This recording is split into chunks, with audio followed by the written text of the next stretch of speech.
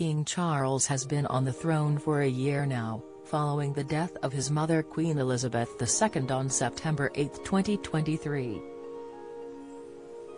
It started off with a moving, perfectly delivered speech to the nation in the immediate aftermath of the Queen's death, but went slightly awry when he had a tantrum over a pen in front of the world's media. The first few weeks, however, were not easy, and he held the royal family and the country together when we needed him most. Ensuring her funeral and the preceding events went off without a hitch. The months that followed have been characterized by a flurry of family dramas, with the publication of Prince Harry and Meghan Markle's Netflix docuseries, Harry's explosive memoir, and Prince Andrew's attempts to return to the royal frontline.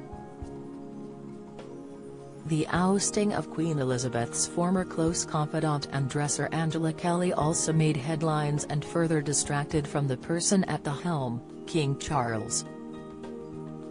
Don't miss heartbreaking final pictures of Queen Elizabeth II on this day last year. But what has he actually accomplished this year?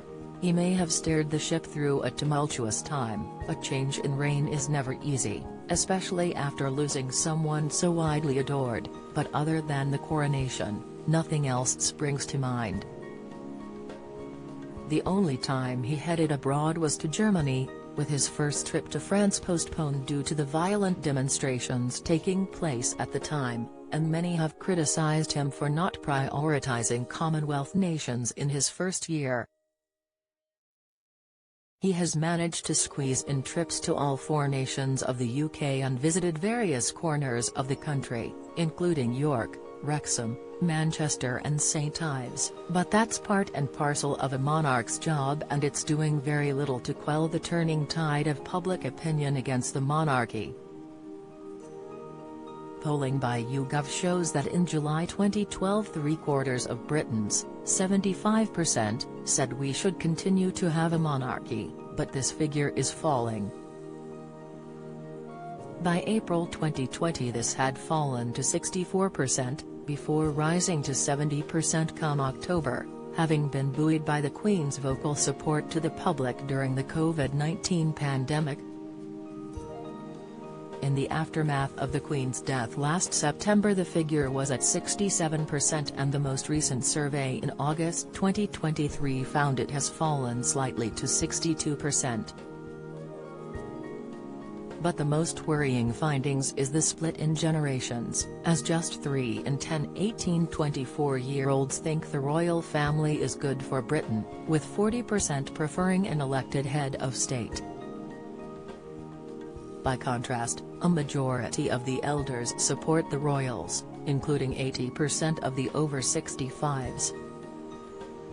Don't miss Queen Elizabeth's emotional promise she kept right up until the day she died. Latest, impossible for Prince Harry to meet with King Charles this week. Details: 3 rules Harry and Meghan must obey to stay relevant, but they're failing. Insight: the lack of support from younger people is significant, as in 2012 almost 3/4 of 18 to 24-year-olds backed the monarchy.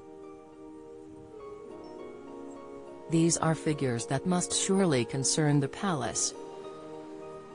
The King's approach, however, appears to be to roll out the Prince and Princess of Wales, who are 2 of the most popular members of the royal family owing to their ability to keep the firm relevant and grounded.